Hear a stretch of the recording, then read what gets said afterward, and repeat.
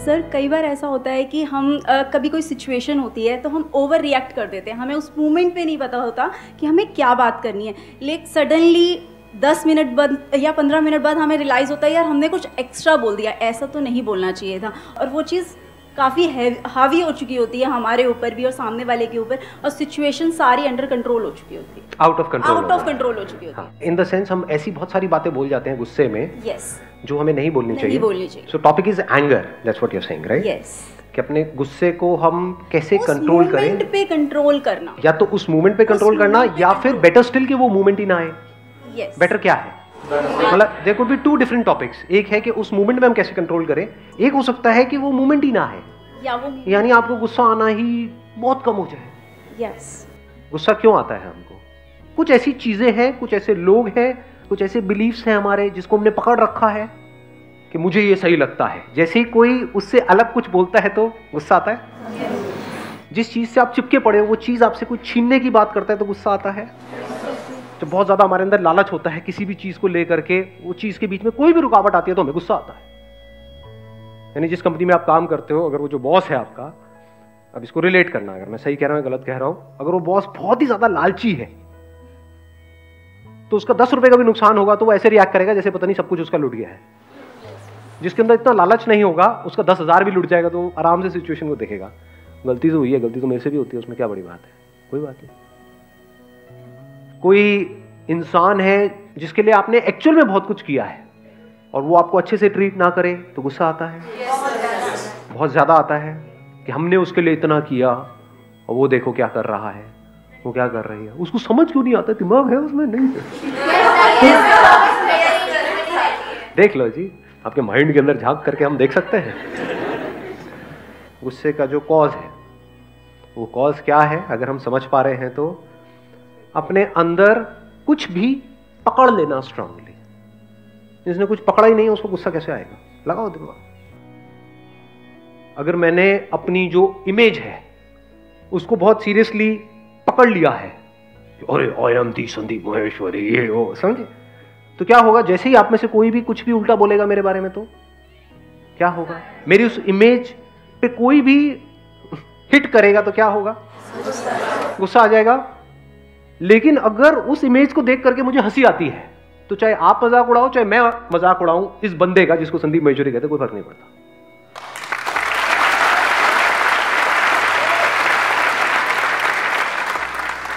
जितना स्ट्रांगली पकड़ोगे मुझे ये पसंद है, जितना strongly, strong likes and strong dislikes, क्या यही जड़ नहीं है गुस्से की? इसकी वजह से स्ट्रांग इमोशंस जनरेट होते हैं, स्ट्रांग रिएक्शंस होते हैं, और वो जो स्ट्रांग रिएक्शंस होते हैं वो आउट ऑफ कंट्रोल होते हैं, रिएक्ट कर जाते हैं, बाद में रियलाइज करते हैं कि भैया अब तो रायता फैल गया। मतलब इतनी सी तो बात थी, उसमें इन सब बातों को बीच में घुसाने की क्या जरूरत थी, इतना बड़ा इशू क्रिएट करने की क्या जरूरत थी। तो ऐसा कैसे हो, आज जो हम बात कर रहे हैं कि अगर सामने वाला बंदा जिसके साथ आप रिलेशनशिप में हो वो रिएक्ट कर भी दे किसी वजह से, तब भी आप हंसी मजाक में उस बात को उड़ा दो, ये हो जाए तो कमाल हो जाए। यानी उस टाइम पे जो सही एक्शन लेना चाहिए वो आप कूलली कामली ले सको, फिर चाहे लड़ना भी है तो आप कूलली कामली उससे लड़ सको। एक है विद कंट्रोल आप किसी से लड़ाई कर रहे हो, एक है आपको अपने ऊपर कोई कंट्रोल नहीं है फिर लड़ रहे हो, कुछ फर्क है दोनों में? नहीं है। एक है नौसिखिया जो लड़ता है, वो क्या है, गुस्सा, मैं तेरे को मार दूंगा। जो प्रोफेशनल होगा ना वहां पे वो आराम से बैठ करके हंस रहा होगा, तो आ मारने के लिए एक मारेगा उसका उठेगा ही नहीं वो, मतलब सामने वाले को लग रहा है कि उसको गुस्सा आ रहा है, लेकिन कुछ सिचुएशन ऐसी होती है जहां पे गुस्सा करना जरूरी है। कहीं ना कहीं तो लाइन ड्रॉ करनी ही पड़ती है ना, कहीं तो सामने वाले को रोकना पड़ेगा। अगर सामने वाला बंदा है या बंदी कोई भी अपने पुराने किसी एक्स को लेकर के घर में आ गया है तो वहां तक आप अपने आप को कंट्रोल कर सकते हो, उसके बाद में हाथ पकड़ लिया एक दूसरे का तो वहां पे उसको रोकना पड़ेगा, नहीं रोकना पड़ेगा? चाटा ही लगेगा। अब अगर आपने चाटा लगाया तो वो बात ज्यादा बिगड़ नहीं जाएगी। यही होता है रिएक्ट करना और एक है रिस्पॉन्ड करना, दोनों में बड़ा फर्क है। रिस्पॉन्ड करने का मतलब क्या हुआ, उस सिचुएशन में आपको अंदर से गुस्सा नहीं आ रहा है लेकिन बाहर से आप उसको बड़े स्ट्रांगली बोल रहे हो, ये सब नहीं चलेगा। अब वो कहेगा नहीं नहीं, बोल दिया ना, बात समझ लो अच्छे तरीके से, ना मतलब ना।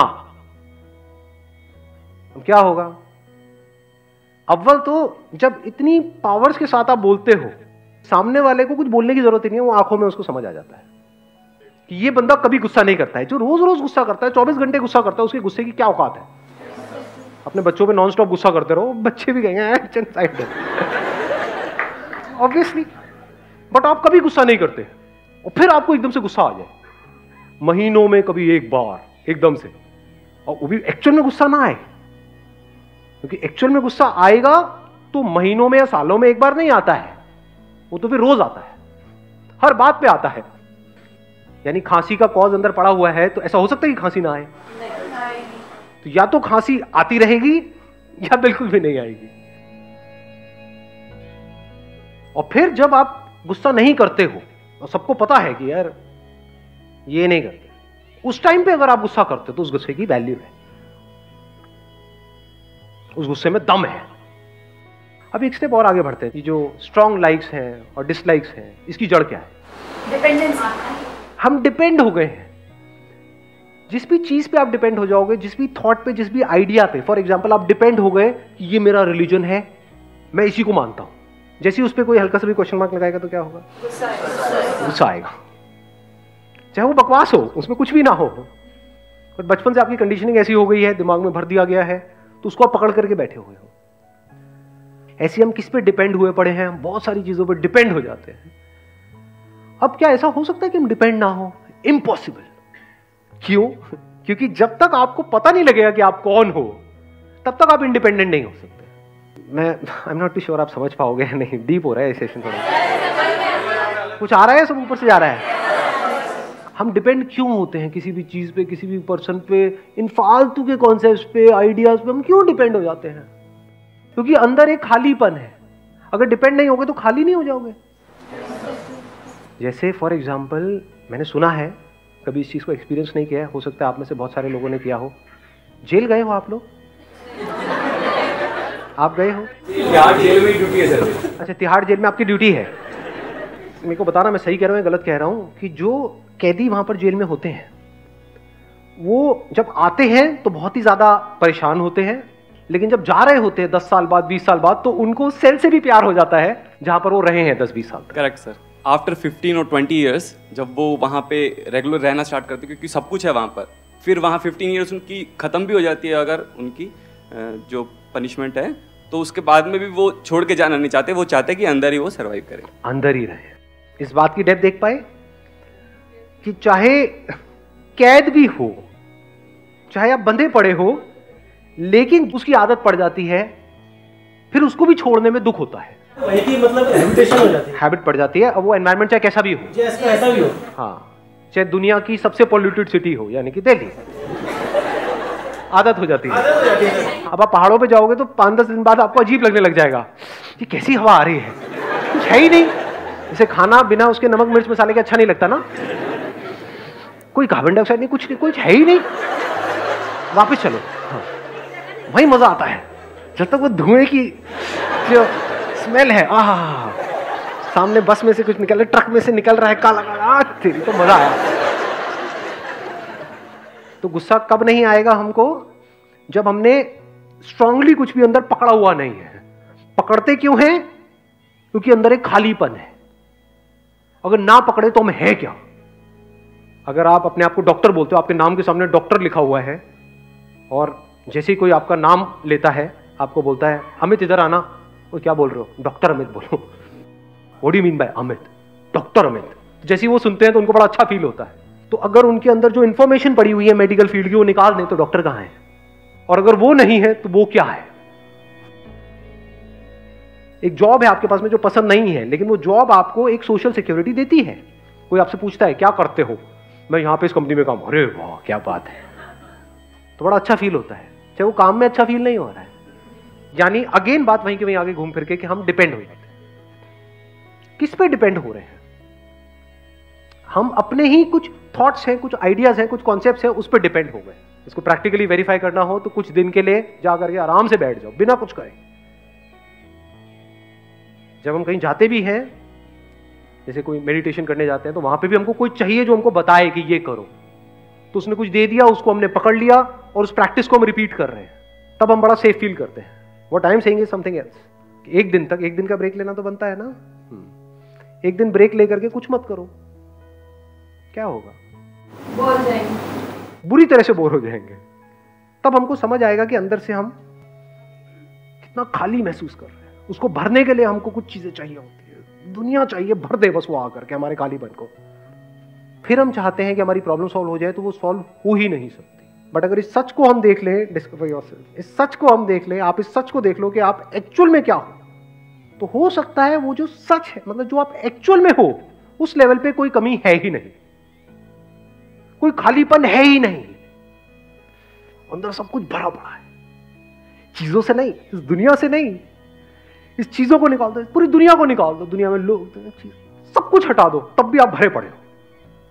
You are full deep with in.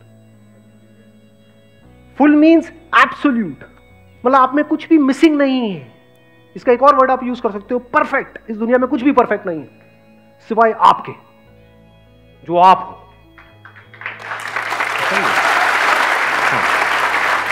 समझ नहीं भी आ रहा तो सुनने में तो अच्छा लग रहा है, आपकी तारीफ ही हो रही है, मतलब ठीक है, क्या जाता है। If you realise the fullness within, तो इस फुलनेस में चीजें और लोग आते रहेंगे और जाते रहेंगे, लेकिन एक सेंस ऑफ लैक कहीं पर भी नहीं होगा, क्योंकि जो अधूरा है उसमें से आपने कुछ निकाल लिया, तो क्या होगा उस अधूरे की हालत? उसको गुस्सा आएगा या नहीं आएगा? आएगा। जो लिमिटेड है, उस लिमिटेड में से भी किसी दूसरे लिमिटेड ने कुछ खींच लिया, तो इसकी क्या हालत होगी? रोएगा। तो if you see this truth that you are full, you are complete, you are infinite, तो अब आप में से जो पूरा है उसमें से कितना भी निकाल लो वो पूरा ही है, उसमें से कुछ भी चला जाए वो पूरा ही है, कितना भी आ जाए वो भी पूरा है, अधूरा कुछ बचा ही नहीं।